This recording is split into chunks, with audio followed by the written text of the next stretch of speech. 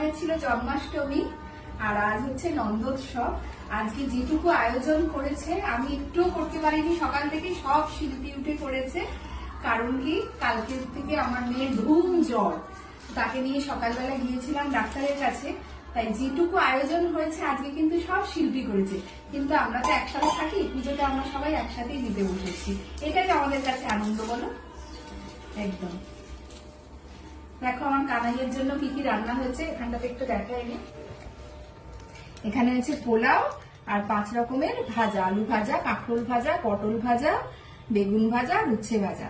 আর এখানে পরমান্ন মানে পায়েস আর টমেটোর চাটনি আর মিষ্টি। আর কানাইকে কি সুন্দর লাগছে, কানাই আজকে আবার দুটো মুকুটও পড়েছে, কি সুন্দর। কালকে এই মুকুটগুলো আনা হয়নি, আজকে দিয়েছে। আজকে কানাইকে দুটো মুকুট পরিয়ে দিয়েছে। কি মিষ্টি লাগছে না কানাইকে দেখতে? আর এই যে আমার কন্যা, আর কালকে একদম বেচারা বসতে পারেনি। ওখানে তুমি দুটো আলু ভাজা আর দুটো মিষ্টি একটু বেশি খাও, কিন্তু আমার মেয়েটাকে ঠিক করে দাও, কাল থেকে পরীক্ষা বেচারা। ভালো হয়ে যাবে, আমার কানাইরা সবাই ভালো। তুমি দুটো মিষ্টি বেশি খাবে, হ্যাঁ?